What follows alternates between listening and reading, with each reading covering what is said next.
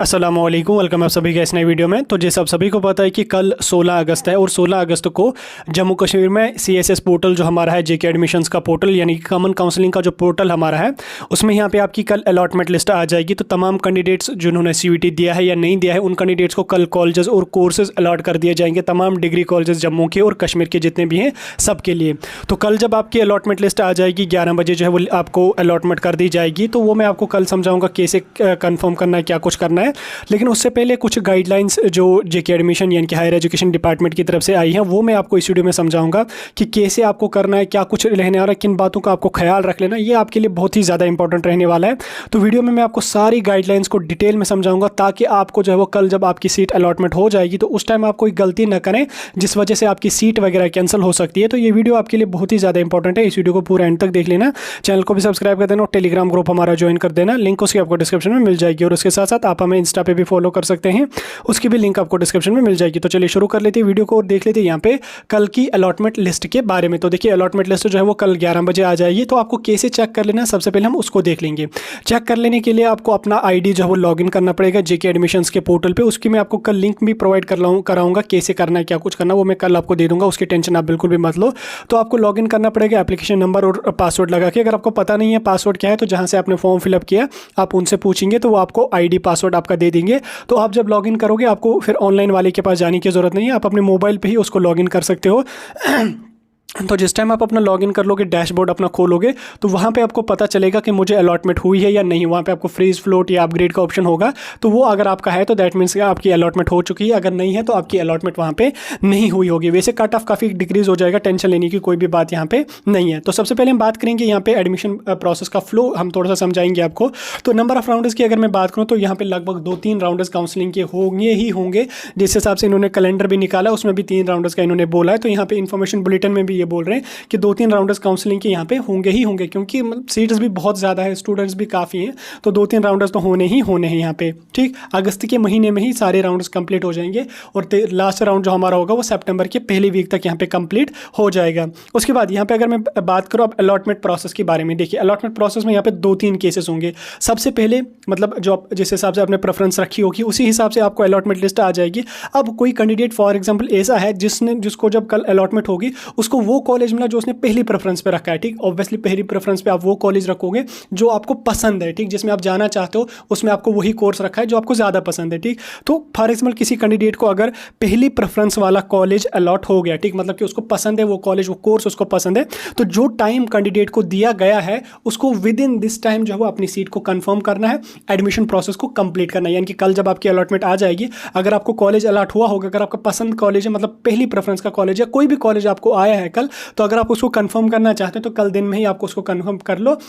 उसके बाद फिर आपको जो जिस हिसाब से मैंने आपको डेट समझा दी है किस डेट को क्या कर लेना, उस डेट के हिसाब से आप फिर जो वो फर्दर की प्रोसेस यहाँ पे कर लो। अब देखिए जिस कैंडिडेट को पहली प्रेफरेंस वाला कॉलेज अलॉट हो जाएगा, ये पॉइंट अगर आप पढ़ लोगे तो वो कैंडिडेट दूसरे तीसरे राउंड के लिए एलिजिबल नहीं रहेगा। ठीक, मतलब कि पहली प्रेफरेंस का अगर कल आपको कॉलेज मिल गया तो आपको उसको कन्फर्म करना ही करना है, आप दूसरे राउंड के लिए एलिजिबल नहीं हो, क्योंकि ऑब्वियसली पहली प्रेफरेंस पे आपने वो कॉलेज रखा हुआ होगा जो आपको पसंद है। ठीक, तो वो कॉलेज आपको मिल गया तो आपको दूसरे राउंड में एलिजिबल नहीं हो, आपको उस सीट को कन्फर्म करना कंपलसरी ही कंपलसरी। ठीक, ये हो गया फर्स्ट प्रेफरेंस वाला। ठीक, अब हम दूसरी कंडीशन देख लेंगे। अगर कैंडिडेट को पहली प्रेफरेंस के बाद कोई और प्रेफरेंस का मतलब दूसरी, तीसरी, चौथी, 5वीं या 10वीं जितनी भी प्रेफरेंस की होगी, पहली प्रेफरेंस को छोड़ के, ऑब्वियसली पहली प्रेफरेंस में आप अच्छा कॉलेज रख लो जो जिसमें आपको पसंद है, दूसरे में फिर आप धीरे धीरे मतलब चलो अगर ये ना मिला तो वो मिल जाएगा।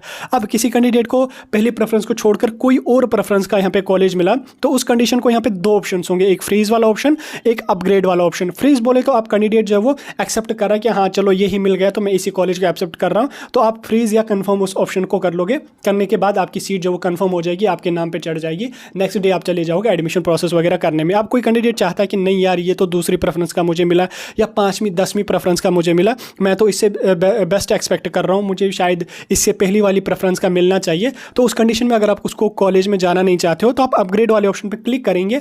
क्लिक करने के बाद आपकी सीट जो होगी वो कैंसिल हो जाएगी उसके बाद आपको जो है वो नेक्स्ट राउंड में शिफ्ट यहाँ पे कर दिया जाएगा। तो नेक्स्ट राउंड में आप चले जाओगे। आफ्टर दैट आपको चॉइस फिलिंग दोबारा से करने की जरूरत नहीं है सेकंड राउंड में। उसमें आपको डायरेक्टली फिर 24 अगस्त को आई थिंक शायद उसकी सिलेक्शन लिस्ट आ जाएगी। तो उसमें आपको देख लेना कौन सा कॉलेज होगा, तो आपको एडमिशन यहाँ पे कर लेना है। लेकिन अगर आपका पहली प्रेफरेंस को छोड़ के कोई और कॉलेज मिला तो उस कंडीशन में आपको अपग्रेड वाला ऑप्शन वहाँ पे होगा। लेकिन अगर आपको जो है वो पहली प्रेफरेंस का कॉलेज मिला है तो आपको फ्रीज वाला ही ऑप्शन होगा। तो आपको फ्रीज करना कंपलसरी है। अगर आप फ्रीज नहीं करोगे तो आपकी सीट जो है वो ऑटोमेटिकली कैंसिल हो जाएगी। लेकिन अगर आपको पहली प्रेफरेंस को छोड़ के कोई और प्रेफरेंस का कॉलेज मिला तो उस कंडीशन में आपके पास दो ऑप्शन होंगे, फ्रीज और अपग्रेड का। अगर आप चाहते हैं कि हाँ चलो ठीक है ये मिल गया तो मैं इसी में जाऊँगा, कोई इशू नहीं है, तो आप फ्रीज ऑप्शन पर क्लिक करके आपकी सीट आपके नाम पर हो जाएगी। देन उसके बाद फिर आप अपनी डॉक्यूमेंट वेरिफिकेशन, एडमिशन प्रोसेस और फी पेमेंट का प्रोसेस कंप्लीट कर दोगे तो आपकी सीट जो है यहाँ पे कंफर्म हो जाएगी। उसके बाद अगर आप चाहते हो कि नहीं मुझे इसमें जाना नहीं है, मुझे इससे पहली प्रेफरेंस का मिलना चाहिए, तो आप अपग्रेड वाले ऑप्शन पे क्लिक करोगे तो नेक्स्ट राउंड में देखा जाएगा। अगर आप पहली प्रेफरेंस वाले में आ रहे हो, इससे पहली प्रेफरेंस वाले में आ रहे हो, तो आपको वो अलॉट यहाँ पे कर दिया जाए। डिपेंड करेगा अगर उस कॉलेज में सीट्स यहाँ पे बची होंगी तो।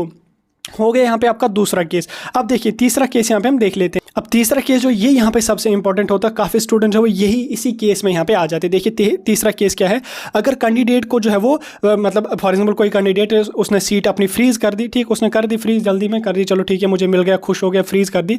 देन उसके बाद उसने फिर एडमिशन ही नहीं किया, वो सोच रहा चलो ठीक है कर लूँगा आराम से एडमिशन, जो डेडलाइन आपको दी है 3 से 4 दिन के लिए वो टाइम आपका चला गया, तो आपने एडमिशन नहीं किया। अब जो 3 या 4 दिन आपको दिए हैं एडमिशन के लिए, आप उसको डॉक्यूमेंट्स वेरिफिकेशन करवानी है उसी टाइम में, फी का पोर्टल भी आपका ओपन हो जाएगा, वो भी आपको कर देनी है। तो कोई कैंडिडेट जो उसने सीट को फ्रीज कर दिया लेकिन उसने फिर एडमिशन की प्रोसेस यहाँ पे टाइम पे नहीं की, लास्ट डेट चली गई, तो उस कंडीशन में क्या होगा कि उसकी सीट जो होगी वो कैंसिल हो जाएगी। ठीक, कैंसिल होने के बाद वो किसी भी बाकी सेकंड राउंड थर्ड राउंड में एलिजिबल ही नहीं रहेगा। ठीक, बात को अच्छी तरह से देख लेना। अगर कैंडिडेट ने जो वो सीट अपनी कंफर्म कर ली, देन उसके बाद उसने एडमिशन की प्रोसेस टाइम पे नहीं की, जो डेट्स आपको दी हुई हैं उसमें मैंने डिटेल्ड वीडियो भी डाला है, क्या डेट्स हैं वो मैं डिस्क्रिप्शन में डाल रहा हूँ आपको लिंक, तो जाके उसको भी देख लेना। तो जो टाइम आपको दिया गया है, मतलब जो टाइम आपको दिया गया है अपनी सीट कंफर्म करने के बाद एडमिशंस के लिए, अगर आपने उस टाइम में अपनी एडमिशन नहीं करी तो आपका सीट एक तो कैंसिल हो जाएगा, उसके बाद आप दूसरे तीसरे राउंड में भी यहाँ पे एलिजिबल नहीं रहोगे। ठीक, हो गया ये आपका तीसरा केस। उसके बाद चौथे केस पे यहाँ पे हम चलेंगे।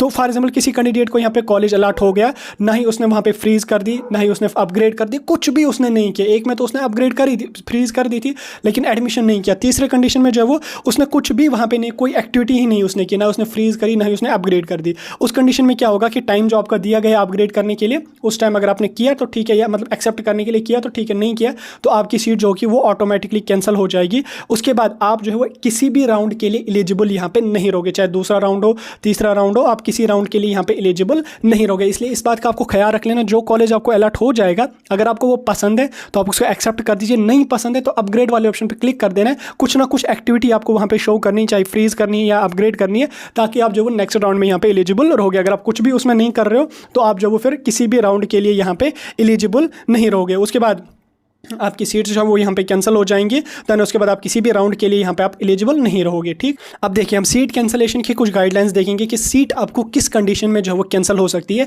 उसमें सबसे पहली कंडीशन आपकी है जो मैंने आपको अभी बोली, अगर कोई कैंडिडेट जो उसने नहीं एक्सेप्ट करी, नहीं फ्रीज करी अपनी सीट, तो टाइम हो गया तो उसकी सीट ऑटोमेटिकली यहाँ पे कैंसिल हो जाएगी। उसके बाद यहाँ पे आपको मतलब अगर कोई कैंडिडेट ऐसा है जिसने अपनी सीट फ्रीज करी लेकिन प्रिस्क्राइब्ड टाइम जो आपको दिया है उसमें उसने एडमिशन फी अपनी पे नहीं करी, उस कंडीशन में भी आपकी फी जो सीट होगी वो यहाँ पे कैंसिल हो जाएगी। उसके बाद तीसरी कंडीशन जो है वो provisionally allotted seat admission will be cancelled if at any time any of the document, मतलब कि अगर आपको मतलब अपनी सीट अपनी कंफर्म करी लेकिन उसके बाद किसी भी मतलब वेरिफिकेशन के टाइम आपका देखा गया कोई आपके डॉक्यूमेंट इनवैलिड है या फ्रॉड डॉक्यूमेंट है, तो उस कंडीशन में भी आपकी सीट यहाँ पे कैंसिल हो सकती है। उसके बाद यहाँ पे मतलब जो चौथी कंडीशन जो है वो ये है कि अगर आपने अपनी सीट कंफर्म कर ली, एडमिशन के टाइम वहाँ पे चले गए, कहीं पे भी देखा गया कि आप एलिजिबल ही नहीं हो इस कॉलेज के लिए, आपकी डिग्री फेक है या आप मतलब कुछ गलत करके आप यहाँ पे एडमिशन कर रहे हो, आप एलिजिबल ही नहीं हो इस कोर्स के लिए, तो उस कंडीशन में भी यहाँ पे आपकी सीट जो है वो कॉलेज वाले कैंसिल कर सकते हैं। उसके बाद आप जो है वो मतलब अपनी सीट कैंसिल करके नेक्स्ट राउंड मतलब जो आपका फाइनल राउंड काउंसलिंग होगा उसमें जाना चाहते हो, तो उस कंडीशन में भी आप अपने स्पॉट राउंड के लिए जाना चाहते हो,